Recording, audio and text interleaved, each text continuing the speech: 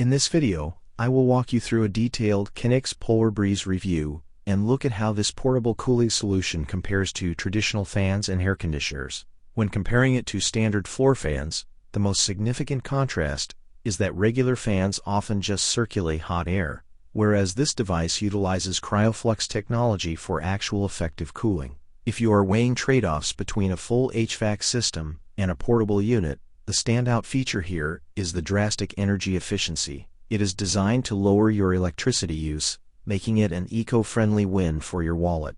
A major highlight in this comparison is the bladeless design, which offers a smoother, continuous airflow compared to the choppy wind generated by traditional blades. The side-by-side versatility is also impressive, as you can set it upright, lay it flat, or even mount it on the wall without drilling, a convenience high-end AC units simply cannot match.